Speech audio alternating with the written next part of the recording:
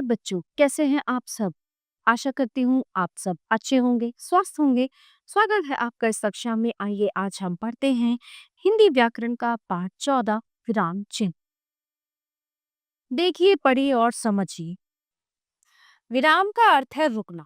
जिस प्रकार traffic light हमें संकेत देती है कि कब रुकना है, कब चलने के लिए तैयार रहना है और कब आगे बढ़ना है, उसी प्रकार किसी भी वाक्य को बोलते व लिखते समय विराम चिन्ह ही हमें संकेत देते कि कब थोड़े समय के लिए रुकना है अथवा कब पूर्ण रूप से रुकना है, यानी विराम लेना है। तो इस प्रकार वाक्य पढ़ते या लिखते समय विराम प्रकट करने वाले चिन्हों को विराम चिन्ह कहते। हिंदी भाषा में बहुत से विराम चिन्ह प्रयोग किए जाते हैं। उनमें से कुछ निम्न प्रकार है। देखिए, ये पूर्ण विराम, ये इसका चिन्ह है। अल्प विराम, अर्ध विराम, प्रश्न सूचक चिन्ह, विस्मयादिबोधक चिन्ह, निर्देशक चिन्ह, उद्धरण चिन्ह, योजक चिन्ह, कोष्ठक और विस्मृत चिन्ह। ठीक है। पूर्ण विराम वाक्य के अंत में प्राय पूर्ण विराम लगाया जाता है, जैसे मैं 5वीं कक्षा में पढ़ता हूँ, वह खाना खा चुका है। अल्प विराम किसी वाक्य में जहां थोड़ा रुकना होता है अथवा दो या दो से अधिक शब्दों या वाक्यों आदि को अलग अलग करना होता है, वहां अल्प विराम लगाया जाता है। जैसे बालकों, शोर मत करो, पूजा, प्रिया और सुमन बगीचे में बैठी। अर्धविराम वाक्य में जहां पूर्ण विराम से कम किंतु अल्प विराम से अधिक रुकने की आवश्यकता है, वहां अर्धविराम का प्रयोग होता है। जैसे आपको शादी पर जाना है, जाओ, हम थोड़ा रुक कर जाएंगे। ठीक है।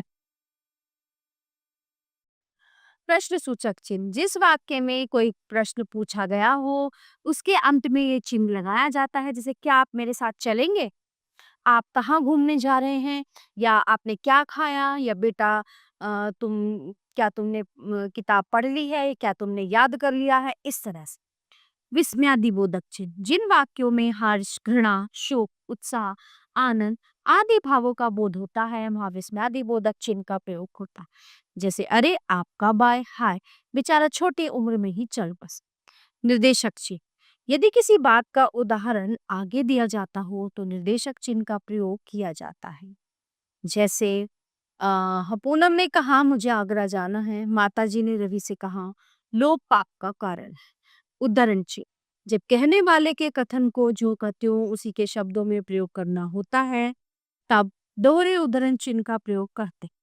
किसी पुस्तक या समाचार पत्र आदि के नाम को इकहरे उद्धरण चिन्ह में लिखते हैं।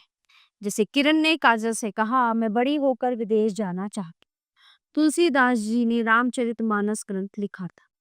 योजक चिन्ह ये एक छोटी सी रेखा है जिसका उपयोग दो शब्दों को जोड़ने के लिए होता है। जैसे मेरे माता पिता कल आगरा से लौटे हैं, हमें हंसते मुस्कुराते हुए जीना चाहिए। कोष्ठक कोष्ठक के भीतर ऐसा शब्द या वाक्य रखा जाता है जो मुख्य वाक्य का अंग नहीं होता। किसी शब्द के अर्थ को स्पष्ट करने के लिए इसका प्रयोग किया जाता है। जैसे शौर्य कल हवाई जहाज से लौटा था। हमारे देश के प्रथम प्रधानमंत्री जवाहरलाल नेहरू हमारे लिए आदरणीय। विस्मृत चिन्ह वाक्य लिखते समय यदि भूल से कोई शब्द बीच में छूट जाता है, तब इस चिन्ह का प्रयोग किया जाता है। जैसे ये पुरस्कार उसे दे दो। विस्मृत चिन्ह इसको पहले त्रुटि पूरक चिन्ह भी कहा जाता था, अब इसको कहा जाता है विस्मृत चिन्ह। ठीक है। तो प्यारे बच्चों, ये था हमारा पाठ विराम चिन्ह, जो यहीं पे समाप्त होता है। आशा करती हूँ आपको अच्छे से समझ आया होगा। प्यारे बच्चों, आज हम पाठ 14 विराम चिन्ह के अभ्यास कार्य का अध्ययन करेंगे। तो इस अध्याय में कुछ प्रश्न मौखिक हैं जिनका उत्तर हमें मौखिक रूप से देना है, कुछ प्रश्न लिखित हैं जिनका उत्तर हमें लिखित रूप में देना होगा। तो आइए शुरू करते हैं। विराम चिन्हों का प्रयोग क्यों किया जाता है? विराम चिन्हों का प्रयोग वाक्य लिखते समय विराम प्रकट करने के लिए विराम चिन्हों का प्रयोग किया जाता है ना। जब हम बोलते हैं, लिखते हैं, तो कहीं पे हम कुछ समय के लिए रुकते हैं, कहीं वाक्य पूरा करते हैं, कहीं वाक्य को आधा बोलते हैं, तो वहां पर जो चिन्हों का प्रयोग किया जाता है उन्हें विराम चिन्ह कहते हैं। योजक चिन्ह का प्रयोग कहाँ किया जाता है? ठीक है। योजक चिन्ह का प्रयोग दो शब्दों को जोड़ने के लिए किया जाता है। देखिए यहाँ पे ये एक छोटी सी रेखा है जिसका उपयोग दो शब्दों को जोड़ने के लिए किया जाता है। जैसे माता पिता, हंसते मुस्कुराते, रात दिन। ठीक है, इस तरह से। आइए अब लिखते हैं। निम्नलिखित वाक्यों में उचित विराम चिन्ह लगाइए। निखिल, राघव, अभिषेक, कमल, विजय और नकुल के साथ लखनऊ जा रहा है। आप देखिए, निखिल जो है, निखिल, राघव, अभिषेक, कमल, विजय और नकुल के साथ लखनऊ जा रहा है। ठीक है। ख, डॉक्टर राजेंद्र प्रसाद हमारे प्रथम राष्ट्रपति थे, पूर्ण विराम। यहाँ पे लाघव चिन्ह आएगा। चाणक्य ने चंद्रगुप्त से कहा, महाराज मैं आपके प्रश्नों का उत्तर अवश्य दूंगा। चाणक्य ने चंद्रगुप्त से कहा, यहाँ पे कॉमा आएगा और योजक मतलब वो आएगा निर्देशक चिन्ह। कहा, महाराज मैं आपके प्रश्नों का उत्तर अवश्य दूंगा। उचित मिलान कीजिए। योजक चिन्ह, प्रश्नवाचक चिन्ह, अल्प विराम, अर्ध विराम और लाघव चिन्ह।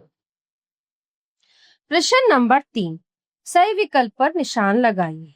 आप कौन है में कौन सा विराम चिन्ह है? प्रश्नवाचक चिन्ह।